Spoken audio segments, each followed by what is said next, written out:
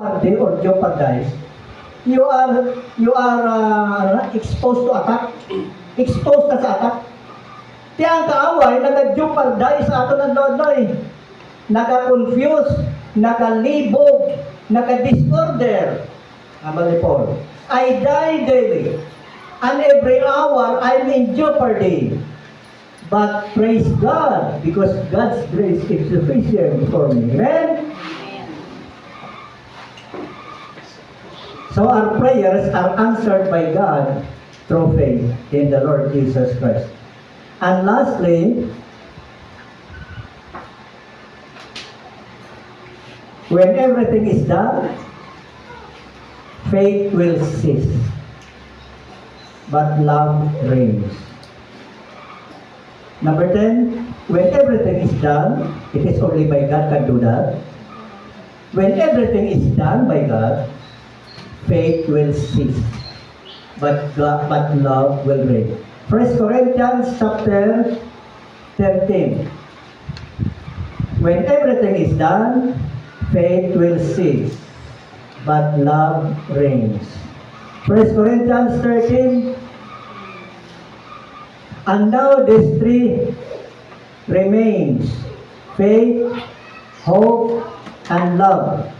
But the greatest of these is love. Amen? Nga binambal ni Paul sa katapusan, karon ang mga dalato ini tatlo kabutan: pagtuo, paglaom, kagugma. Apang ang labing dako gid sini sa ila amo ang gugma. Nga nagsinadiri nga, when everything is done or done by God, faith will cease and love will reign. Nga, tipo na ito na ta sa langit, tanan na di, wala na. Tanan na. Everything is done by God, completely. Ato na ta sa langit. Hindi ka na pinanglan to magtuo. Hindi ka na pinanglan maglaom. Now, hindi ka na magtuo kay Kristo. Nakita mo na face to face na eh. Nakita mo na sa face to face. Hindi ka naman maglaom. Hindi ka na maglaom sa langit kaya. Ito ka na ito eh. So na-realize na eh. But love will reign. Why? Because love will. Why? Because nga ang love mag-reign. Because God Himself is love. Okay? And God is eternal. And the love of God is eternal. Therefore, mawala ang pagto, mawala ang paglaw, mawala ang tanan ng mga butang diri sa kalibutan. Aton pakalagad, pero ang gugma makapabilin dito sa langit nga pulian. Kay ang Diyos gugma. God is eternal, eternal. And only God can have and that have perfect love. 1 John chapter 4, there is no fear in love, because we are love casted out fear. Perfect love casted out fear. Ang himpit nga gugma nagatabog sa tanan nga mga kahadlok. Kaya sino na ang himpit nga gugma? Sino may perfect love? Only God that have perfect love. So perfect love casted out fear. That's why when everything is done, faith will cease. Wala na, mauntat na. Pahuway nito sa pagto. Pahuway nito sa paglaom. Kaya ang gugma na lang ang magaring sa langit ng pulian. Kaya ang Diyos gugma. God is love. And God is eternal. Therefore, the love of God is eternal. That's why love reigns forever and ever. Ang katawag lang diri mga kauturan, kaysa kabuhi sa mga disciples, o ang mga disciples ni Kristo, kapuwi naman. Kapuwi na sila sa exercise ng pagtuon nila. Nakakapalay-palay si Peter, si Peter James and John, mga mangingisda. Kakapalay-palay na ilapat to. Pagkapalay-palay sa ilapat to, niya balik, bayaan ka na lang hindi kang ministrya. So, ano man, tumagpuman daw. Balik tato pangisda. Balik yan ka ministrya. O, iwan ka na si ministrya. Ginawa ba, malagyo ka mo ha? Gamay lang ang butang, material lang ang butang, malagyo lang mo dahil wala kang musun. Malagyo lang mo dahil ministrya. O, hindi nakatong mo to. Abaw ng isda sila sa gabi, wala higit sila sa nato. Hindi ginawa rin nyo ay. Napatira ko sa ko mo. Amin no, may mga abilidad ka mo. Wala ka mo, kahit na to. Bayahin mo ng minister, lakat mo to. Ay, naglakad sila to. Pagkaaga, dongkat sila sa seashore. Kapoy, pagod na pagod. Sleepless night. Eatless, wala kaon. Gutom. Reklamo. Lord, wala naging kami sa mahal mo. Wala naging kami sa nadakot. Bisan isa na lang Lord. Kapoy pa Lord. Pero ang ginakabalo nga ang ilang mga witnesses, amo lang man ang magapukaw sa ila na ma-revive sila. Siling sa kinupet, abi laglag po ko ito dalong-dalong eh. Ang haba ni Peter, yung Peter daw budlay dito kita magtuo, no? Budlay dito, exercise sa pagtuo, no? Sige, exercise ni Peter yung pagtuo. Yan, sige Lord. Yes, Lord. At thy word. Okay, take note. Yes, Lord. Luke chapter 5 na kinahambal ba? Yes, Lord. At thy word, I will let down the net. Yan, Lord, pagisin mo mga pulong. Aton ilaglag ang pukot sa madalong-dalong. Pila pa lang kami noto. Habang sa malaya kasulatan, daw mawastak na, mag-isi lang yung mga pukot sa mga dakop may isda. Grabe. Sa dito na yanghag si Peter. Kalang iya kayanghag may negative nga mga reaksyon. Nagido, palayo ko din, Lord. Palayo ko din. Kaya grabe ng dako sa istabot sinon, kaya nag-respond ang iya pagtuo. Ano ito kaya naging nambali, Pastor? That faith is simply taking God at His word. Faith is simply taking God at His word. Sa pulong lang sa Diyos, ma-demonstrate, ma-exercise ang faith, respond to God by faith, in obeying His command. Grabe rin ang blessing. Nga may negative reaction si Peter. May negative reaction siya, number 1, tungkol guilty siya. Kung baga, mas isa, ito kahuluyan lang, no? Dahil hindi makutak ko siningras sa mulo, no? So, pala ito na sa mulo. So, nahudya, ito, dahil hindi ko katubang si mulo. Imbis tani nga yung reaction, ihati ang Ginoo kang mas Lord, thank you, Lord, kaya namin sa nakon blessing ako pa naman mo. Amo man nga ang mga ibang nga mga isla, tawag na lang para i-share dito ang mga nagapanubra ng mga isla sa ilang pukot. Apang si Peter nagsiling, Lord, palayoi ako, kay hindi ko takot. Ginamit ang word nga, they were astonished. Ng word nga astonished. Nakibot sila, nayanghad sila, na-amazed sila, na-overwhelmed sila sa grabe nga panalangin sa Diyos na nagasubra-subra. Pag-respect nila, nayanghad sila. Ang imo lang, ang yan ang itinimo nga na-convict ang iyang heart tungkol hindi sa takos ang mga panalangin sa Diyos. Okay? Mga kautoran na mo niya kapila ka kabisi sa diin nga punto sa kabuhi mo nga makasiling ka nga na-experience mo na-demonstrate mo ang pagto nga nagasurubrang mga panalangin, mga pakamaayo, mga sabat sa Diyos sa imo mga pangamuyo. May arap bala ka ito, Drew? Ako bramo ka ito, Drew. Na grabe nga panalangin, grabe nga mga kalipay, drama, ang ipa-amaze ka sa Diyos. Tugtog nga makasiling ka nga ito, dinulog, kung wala ka to, wala dito mo. Gusto ipakilala sa Diyos sa mga disciples nga kung wala ginang Ginoo sila, wala sila sa mahimo. Katinahanglan kahit hindi sila mangin kumpiyansa, kayo upod-upod nilang Ginoo, hindi na lang sila magto. So they need to exercise their faith in God.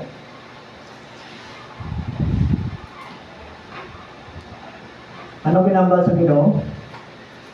Okay? Tungkol kayo na revive na kamo? Follow me, and I will make you fishers of men. Okay, tala. Pedro, James, tali ka mo. Kaya himukon to ka mo nga mangingisda sa tao.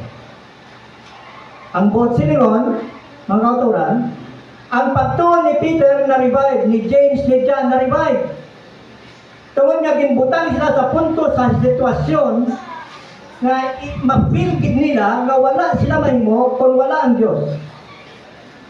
May mga butang nga ibutang ta sang Ginoo sa punto sa sitwasyon sa aton kabuhi nga makasiling gid kita ba Lord tinanglan ko kini ikaw wala gid ko mahimo. Kadamo nga bisit, kadamo nga mga sitwasyon lang labi na gid sa balatian. Labi sa kinawaton nga hindi pa masyado kay kadlaw-kadlaw ta man nga na daw sukan lang wala. Kau taga mo ko kaamok yan. Diba? Pero kung balatian na gani, lawas na gani ang kalugon sa Diyos. Ang wala mo mahimo mo. Naluhod ka, sa langit, may mapastil ka. Wala, sige na ka na sa Lord, tayo ko na yun, wala na pinawatan na, no? Bawa ang ibang kapak ay ngayon pang kalawin na.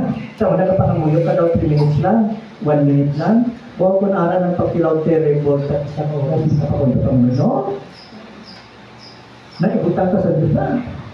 Kag ang lawas, ginadon ang tandugon niya. Si Paul nga naman, anong gitandog sa Diyos para si Paul makadiyan siya, makastop siya sa pagpabugal sa revelation nga ating nga, abundant revelation nga ating sa Diyos. Sino niya, Lord, for us to stop me from being boast. Sa sini mga revelation, niya, God has given me a thorn in the flesh. Tungod sa bugana nga, pakamaayo kag mga revelation nga ginatag sa Diyos kay Paul, ang tendency papabugal. Apan Lord, thank you. Kaysa kabugana sa mga revelation ka matuoran, mystery nga ginatag mo sa akon, stop me from being boastful.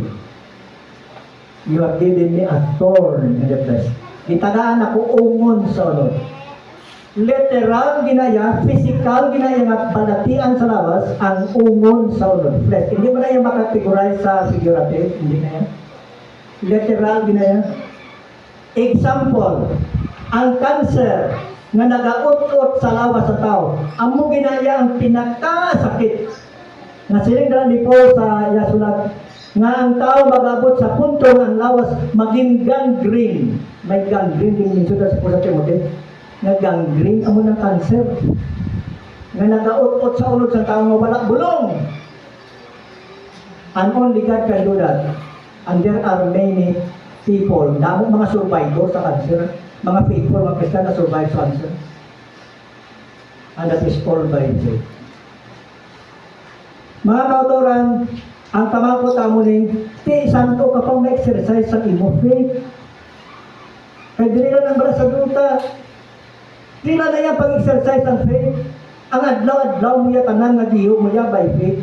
Ti dili lang na, saan ka ma-exercise? Kaya nagambal ang Diyos, didya sa by faith. Wala na nato ya sa langit. Dili na yan sa duta ang faith. It has grabbed the privilege and opportunity for us to have faith and to exercise faith faithfully and earnestly to God. And we will enjoy God answering our prayers. Because our God is not only a prayer-hearing God, but also He is a prayer-answering God. Okay? He is not only a prayer-hearing, but He is also a prayer-answering God. Amen? Praise God. Kaya muna ang pangamuyo sa mga disciple, Luke 17 verse 5, sila nga lang ilaway na sa mimo, ano? Lord, may kami mo. Ang ilan na lang ipang Lord, increase our faith. Nanamit lang. Ginoo, pagtubuha mo tukto. Wala na kami mo, Lord, increase our faith. Are you praying that your faith will increase? Are we? Are we praying? Mangamuyo kita na i-increase ang pagtutag, Lord. Lord, mangamuyo kita yan. Mangamuyo kita, disciple at pangamuyo. Lord, increase our faith. Lord, teach us to pray. Pagsasabi ng pangamuyo nila, no? How much more kita na members of the body of Christ today. Amay nga lang ito, salamat sa inyong atat na nga ang principles of faith has been appropriated in our lives through your word and through the power of the Holy Spirit. Kabay pa Lord sa adlaw-adlaw nga nag-increase ang mga pagkilaw, kabudlayan, kasakitan, tanan, at trouble sa kalibutan Tani parehas man kami sa mga disciple mo magsiling, Lord, increase our faith. For we walk by faith, not by sight.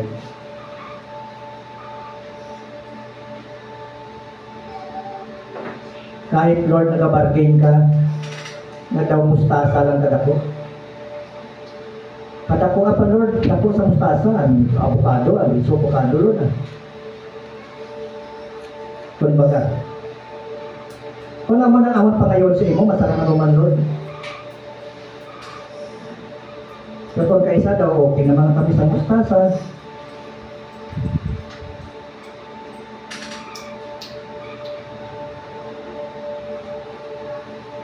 Salamat, Ginoo, nga ikaw ang nagkapatubo sa amon sa pagtuo.